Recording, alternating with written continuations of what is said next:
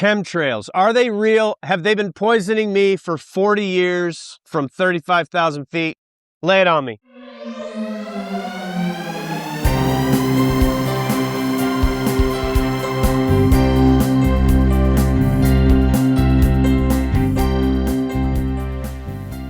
Welcome to the brightest audience in the country. This is Real Science Radio. We've had a lot of crazy weather lately, and especially at the end of February, and allegedly one of the worst blizzards ever. Well, we figured it was a good time to welcome back meteorologist Paul Homan. Dr. Paul Homan received his PhD from the Naval Postgraduate School. He's married to Janae and a father of 4. Welcome back to the show, Paul. Oh, thanks. Appreciate it, Fred and Doug. Oh, yes. It's great to have you back, Dr. Homan. And first, I want to recommend to everybody, check out Dr. Homan's prior appearances right here on Real Science Radio, where he gave us all the real science about methane and climate change and the Earth's energy balance. And he even made a prediction about the weather. Being a meteorologist, I suppose that's not too surprising. But he put it out there and made a prediction, right, Fred? He did.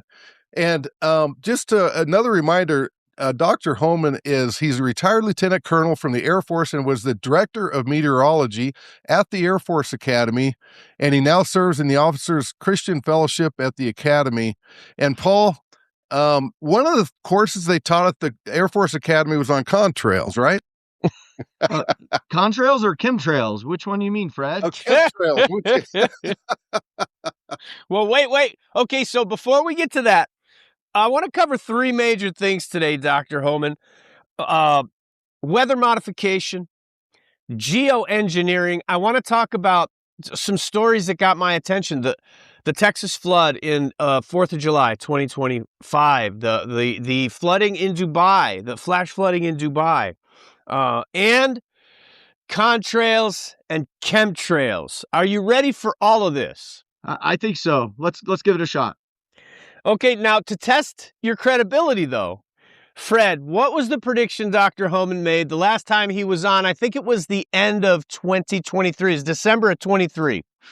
He predicted that the weather was going to be cooler for the next year after a really warm period. That's what I recall. Dr. Homan made a prediction in December of 2023 that based on his understanding and observations of things like the 2022 volcano activity, the Hungatonga volcano, the amount of water vapor in the atmosphere, the La Nina, and solar temperatures, he predicted that the summer of 2025 would likely be cooler than 2024. And it turns out, yes, according to the Copernicus Climate Change Service. Did you guys know we had one of those? We have a climate change service available at any time. That's over at the European Center for Medium Range Weather Forecasts. According to them, the summer of 25 was generally slightly cooler than 2024 globally. Now, they don't want us to be calm. They reminded us that 2024 was a record-shattering summer. I'm freaking out! It remained one of the hottest on record. 2024 holds the record for the warmest year ever, as far as we know. We're all gonna die. 2025, by the way, finished off as the 3rd warmest, so there probably still should be some concern. 2023 and 24 were very warm. But, bottom line, Dr. Homan, you were right. So we want to hear about geoengineering, weather modification, chemtrails. So there's been a few stories over the past years that have driven a lot of chatter in the comments section on the news about geoengineering and the possibility that the government or some other actors are, well, they're either causing or they're intensifying the weather, or more specifically, weather disasters. Dr. Homan, I actually read comments from alternate news sources, semi-legitimate alternate news sources, that Democrats had targeted Texas over the 4th of July weekend to cause flooding, to hurt Donald Trump.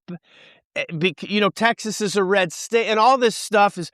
How much of that is true, and how much of that might be a bit hysterical?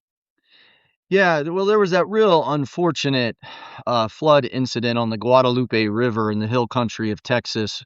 Um, Yeah. our prayers still go out to all those families. There's a lot of lost life. Um, and the thing that was controversial about that maybe made a little bit of news, which ties into the geoengineering and or weather modification, is there was a private company that was doing cloud seeding a couple of days before in that region. And so maybe just real quick, I could talk about what cloud seeding is and how it relates to weather and weather modification. Um, there are lots of things out there, lots of attempts to do weather modification, but the only one that has ever shown any promise and is very prevalent is cloud seeding. And what happens in cloud seeding, a cloud, just doesn't make itself. You have to have what are called cloud condensation nuclei. So we talked a lot about in our previous climate show about the importance of water vapor. Well, you don't get precipitation, you don't get a cloud without water vapor. So that water vapor has to condense onto a surface. You see this when you make a nice steamy shower. The surface in your bathroom is the mirror, and you'll get water to condense on the mirror. Same thing happens in the atmosphere, but they're small microscopic particles called cloud condensation nuclei. And they're primarily salts or dust. And so the theory behind cloud seeding is that if we add more cloud condensation nuclei to specifically at what we call a cold cloud is one that has ice nucleation in it, that those more ice crystals can form or grow faster and we can get more precipitation out of it. The primary mechanism and chemical they use, there we go, chemical, you ready? It's called silver iodide. It's a type of salt.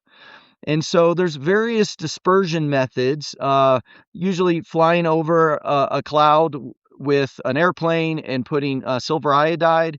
In California, not too far where you're at, Doug, up on the hills in the mountains, there are smoke dispensers. So when a storm comes in, they will disperse smoke with silver iodide into the clouds, and the idea is that we can produce more rainfall.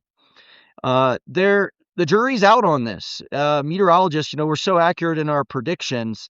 If we think it's going to rain 1 inch and it rains 1.5 after you cloud seed, did you increase the amount of precipitation from a storm, or was your prediction just off?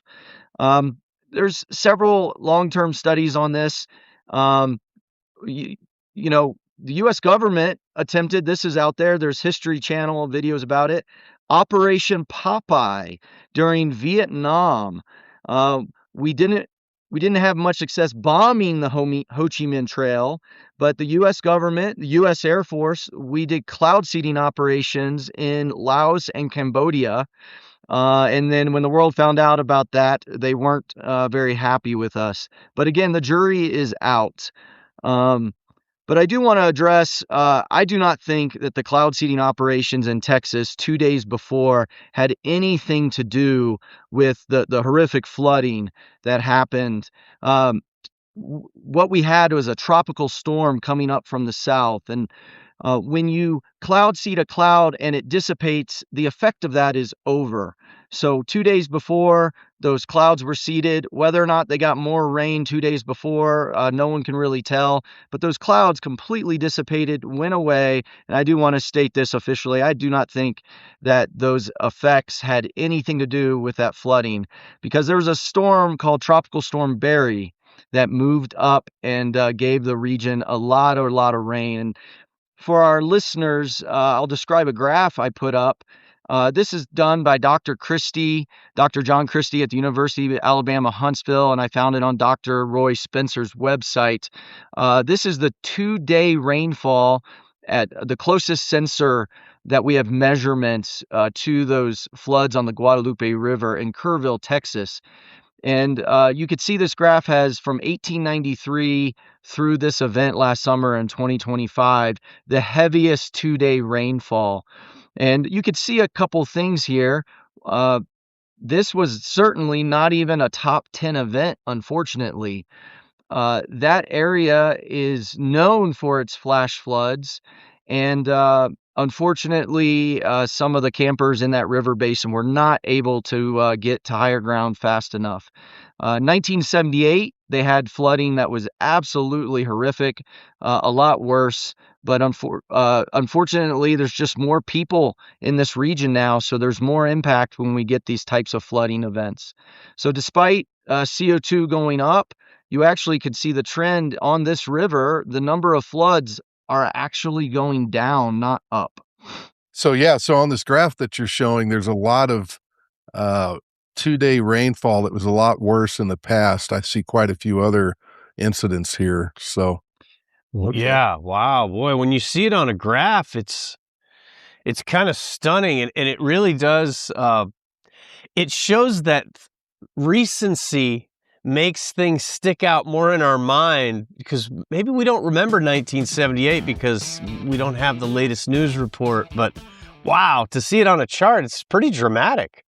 Yes, and I do want to highlight, there's always a limitation in sensors. Just because this was a little lower doesn't mean the flood wasn't bad. Often what happens in flash flooding, we see this in Colorado as well, is the location that is hit the worst is not where the rainfall was the worst. The rainfall could be upstream. And so when you get these warnings, you could be on a clear, sunny day. I've seen this here in Colorado, or when I've been hiking in places like the Grand Canyon. An event upstream, has to wash down the canyons and the valleys. And just because it's not raining hard where you are at, if there is ever a warning to evacuate or get out, please heed those warnings. And I do want to compliment the National Weather Service. They put out all the necessary watches and warnings and got the word out across the weather radios. And it just is an unfortunate incident where there were, that time of year, a lot of campers down along the river enjoying God's creation, and the water rose very fast. Yes, reports are that the Guadalupe River rose in that area 26 feet in 45 minutes. That's just terrifying. And it was a tragedy. But the cloud seeding, no, it wasn't Democrats plotting against a red state. It was just a tragedy. No, it was. And, one of the purported successes of an example of a success of cloud seeding was actually back at the 2008 Olympics in Beijing. If you remember that crow's nest, or that beautiful stadium they built for the opening ceremonies of the Olympics, there was actually a cold front moving through with some storms. And from everything I read, they cloud seeded the heck out of that storms that were approaching the opening ceremony. And again, it can't necessarily produce more water. There's only a finite amount of water in these storms. It's just trying to convert that water more quickly, and they claim they were able to make it rain out sort of upstream in the suburbs on the outskirts of the town, and they were able to keep it from raining at the opening ceremonies that the whole world was watching. If that's true, those are the sorts of effects, but it didn't cause anything catastrophic. And if it rains in one location, now there's not water to be rained out in a different location downstream. So there certainly are moral and ethical concerns with this, but again, we're just kind of trimming at the edges. You can't make the storm. You can't necessarily steer the storm, and you can't create new storms that don't exist in the first place. So before we move on, let's just quickly dispatch with the Dubai flooding from 2 years ago. There was it's similar thing, right? You just can't produce an effect that can last over a period of days. A cloud seeding effect could last hours maybe. And the flash floods in Dubai were flash floods. They happen. Yeah, the life cycle of a thunderstorm. I used to teach a cloud physics class, and I used to say, if you were asking me, well, what are you teaching in that class? I go, how can you go from a blue sky to a raging thunderstorm in an hour? And so, yeah, most thunderstorms, and when we're trying to enhance their effects by getting a little more precipitation out of them by cloud seeding, again, once that thunderstorm dissipates, the effect does not continue. It happens on the order of hours. Maybe another one that I heard in the news was, I believe it was Hurricane Helene right around the election. I think that's actually what you were referring to, Doug. That hit with really bad flooding in Tennessee and North Carolina, and it was right around the election. And I even received a That couple. was Yeah. And then the FEMA response and all the politics that went with that. I actually yes, received a phone yes. call from a friend and going, "Tell me how the government steered that hurricane to, depending upon your perspective, a Republican district or um, a Democrat district." But I did some That's right. calculations yesterday, and the way I would answer that question is an average hurricane, not even a big one, but an average hurricane produces 7 to 8 times the amount of global energy consumption per day. In other words, if you were going to steer a hurricane, it would take a lot of energy. And the amount of energy that it would take could not go unnoticed. In other words, a big hurricane like Hurricane Helene is producing 10 times the energy of all the electricity produced on the entire planet. That's crazy. So if there was a government or an organization that was trying to steer or modify a hurricane of that size to impact voter districts, I think we would notice when all of our lights went out for days at a time, you would not be able to hide that energy. And the other potential energy source that's out there that I've heard people say would be something like nuclear weapons. Um, and even our largest nuclear weapons uh, are smaller than the energy produced in a hurricane. A large uh, hurricane is producing, I did the calculations. I just want to make sure I quote them correctly. A large hurricane is probably the same as about 5 of our largest nuclear weapons going off in a single day. So, would you all notice if, some government, decided to nuke a hurricane and put 2, 3, 4, 5 nukes into it, and the next day the hurricane would produce that much energy again and again and again. And so, Yeah. the methods and the energy it would take to modify these very large storms are on scales that we humans just can't compete with. And so it kind of goes back to my bumper sticker that I always say when we talk about climate, weather, and really who's in charge is, God big, and us humans, not that we don't have an impact on the environment, but our impacts, especially on an energy scale, are relatively small. Well, on that note, I need to take a sip of this Door County coffee, Fred, because it's just so fantastic and keeps me going too. Yeah, it's the best coffee I've ever had. We order it all the time. We just ran out back, so we had to order some more. My wife got on to me for that. So, Fred, we used to order bags this big. Now we order bags that are this big. So if you can get them this big or this big, Door County coffee.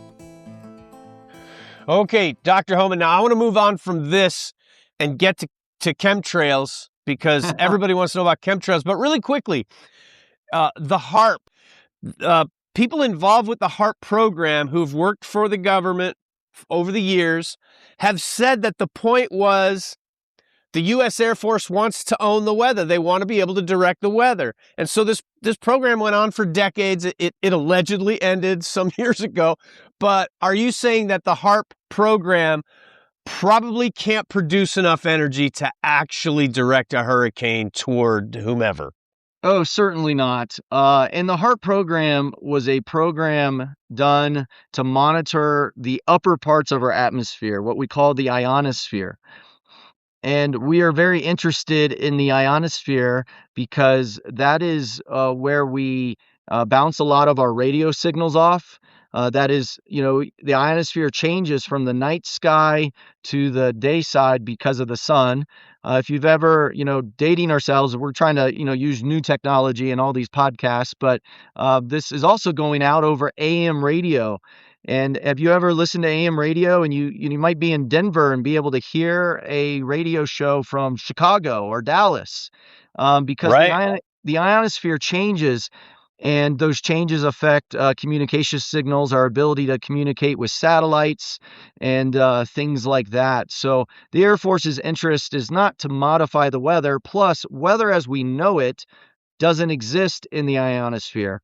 It's down lower in the lower part of the atmosphere where we live, called the troposphere. So no, the HAARP program was a monitoring program so that we could keep track of how our signals, how our what our adversaries were up to, and all those early alert systems that are trying to see if there are missiles coming over the poles from our friends in the other hemisphere. Okay. Okay. Now, that's a likely story that someone in the Air Force would tell. I just, Yeah, well, I got my Chemtrails book right here. we got to get to that. Okay. Hey, before we get to that though, and I also want to get back to your prediction and see if you've got a prediction on future weather, because you were pretty spot on your last prediction. But before we do that, we do have to do our interesting fact of the week. Wait, Fred, we don't have to get right to it because I want to make the announcement that I want to thank Pete in Houston, Texas, for sponsoring this week's interesting fact of the week. Thank you, Pete. God bless you. We appreciate your help. Yeah, so Doug, I've noticed the last couple of shows you kind of stall going into the interesting fact. All right. Okay, so are you ready? I'm ready always, Freddie. Okay, so here's the interesting fact of the week. What shape does a snowflake always take on? What's the basic shape it takes on? That's not fair. I heard that they're all different. I want to do a preemptive protest. Okay. So what I'm thinking is there must be a shape. There must be a geometrically defined shape that they all conform to, even though they're all different, which that kind of blows my mind right there. So how is it that God keeps them all in one shape and then still makes them all different? Just to blow your mind, that's all.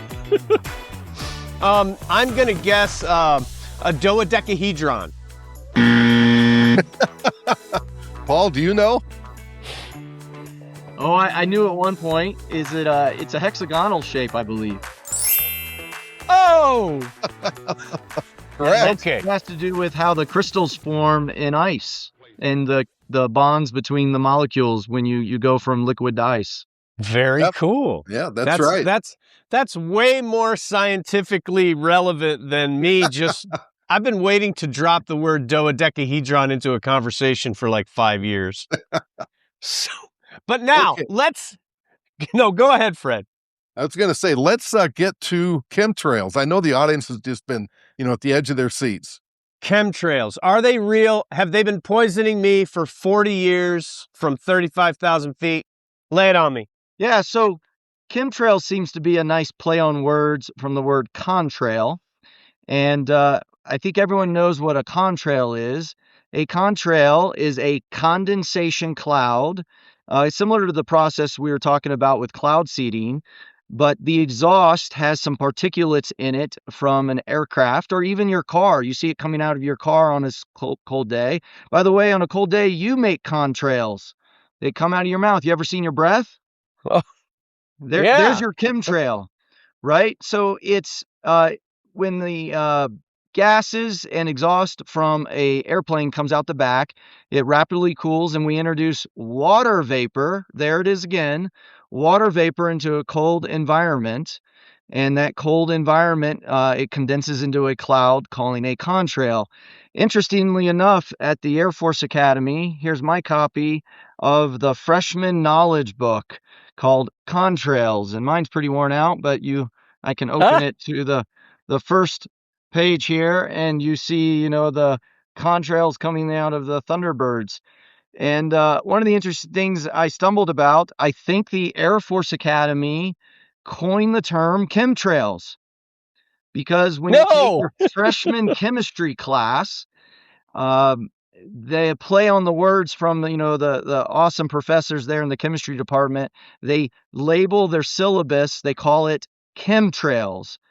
And if your producers want to, you can go out and find videos on YouTube of folks who think they have uncovered the U.S. government conspiracy because we are teaching classes as far back as the 80s on chemtrails, because the Air Force Academy chemistry department has a class on chemtrails. And here's the contrails. And so it's quite possible that the origin of the term chemtrails could go back to a relatively witty chemistry professor at the Air Force Academy? That is very possible. I took that chemtrail class. Every 1,000 freshmen a year at the Air Force Academy apparently are taking classes on chemtrails. Oh, okay. Okay, so this internet guy, he thinks he stumbled onto the conspiracy, right? Yeah, but really he stumbled onto a freshman chemistry syllabus. And it's interesting to hear him go, they're learning about ions and chemical reactions, and sounds like a good chemistry class to me.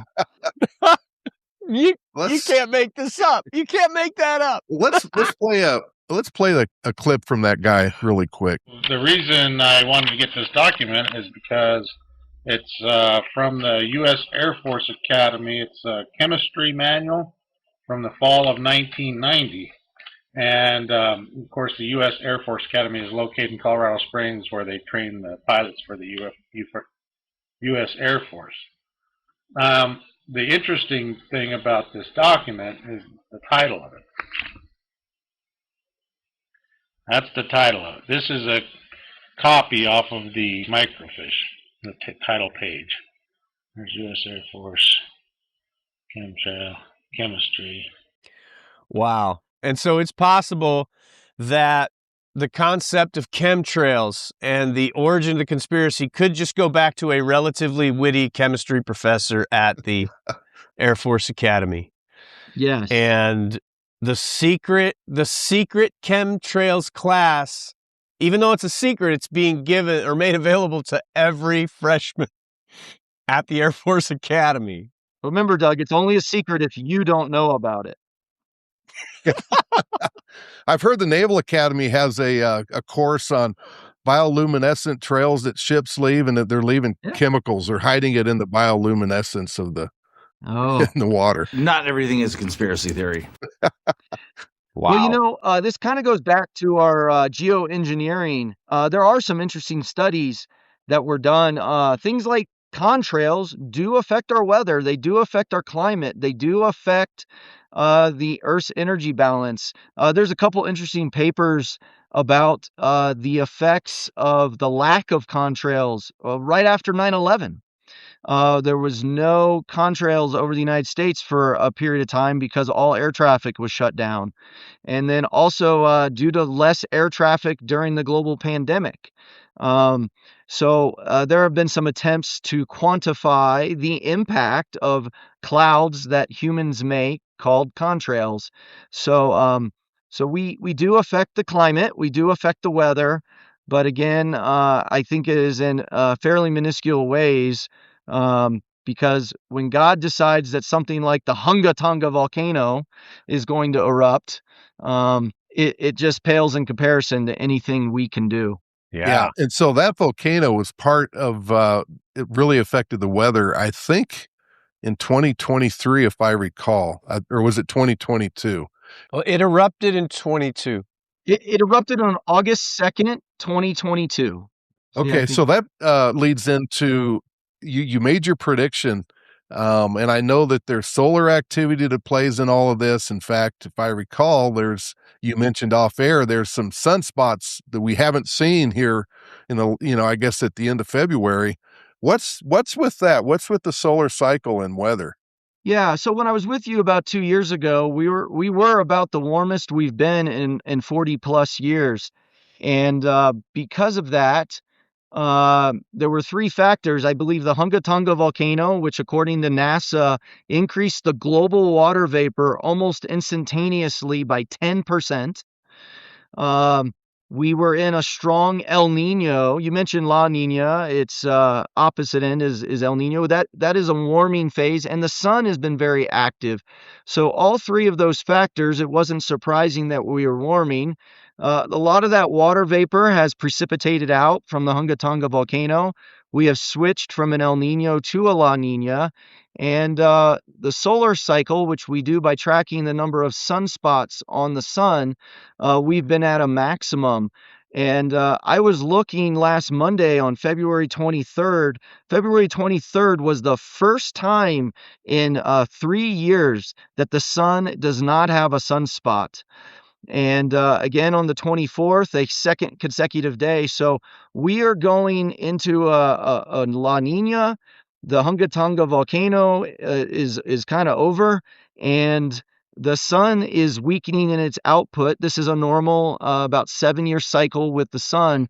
So, I'm at a point where we may be at an inflection point, but unless something major happens that I can't predict, like another Hungatonga volcano, I do expect us to at least continue to cool through this La Nina into the next part of this summer. So we've been cooling now for almost 2 years straight. And we'll just see if a cooling trend continues. And we're talking globally. I know we were talking off air. Man, we've had one of the warmest winters in the West. The snowpack in the West, up at the ski resorts, we're struggling for snow. I think we're going to push 70 degrees in February in Denver today. All while the East Coast is being buried in snow with a great blizzard in New York, in the Boston area. But that's the way weather works. When you get extreme cold in one location, that means you're going to get extreme warmth somewhere else, and those patterns just shift around the globe. And on average, we've actually been cooling for over 2 years across the globe. Well, So he there said you that have it. blizzard was the worst since what, Doug? 1976 or something like that? 1978, yeah, the biggest 78? blizzard since 78, and then And I remember when- back then, that's when Time Magazine had all these covers on global cooling. That's right. I think 78 was right around the time they started making that magical shift from be afraid of global cooling to be afraid of global warming. And then, I don't know, maybe now that we're heading into a cooling trend, we can look for another cover on, if Time Magazine exists anymore, and I don't know that they do, but maybe there would be another on cooling. Dr. Homan, we always appreciate you coming on and just giving us some sound, solid, scientific information from a biblical worldview. It's just a blessing to have that. And again, for all the kids out there who are afraid and feeling guilty that you're destroying the world, just take it easy. You're not. Jesus loves you and he died for your sins. That's what you need to think about. Thank you, Dr. Homan. Well, thank you guys. I appreciate it. And maybe we could put the link on here to some of the science I gave about why you don't need to worry about the carbon dioxide and the methane. It's gotten a lot of views there on YouTube. And, I always want to give everyone good sound facts. But, at the end of the day, scripture, like what it says in Genesis, that, seed time and harvest, winter and summer, cold, it's going to continue to exist because the Lord is in charge, not us. He reminds us with the covenant after the flood with the rainbow that he's got us right there in the palm of his hands, and he's never going to let, the creation that he created destroy us completely again. Amen. Amen to that. Okay, well, thanks again, Dr. Paul Holman. So for my co-host, Doug McBurney, and Paul Homan, I'm Fred Williams of Real Science Radio. May God bless you.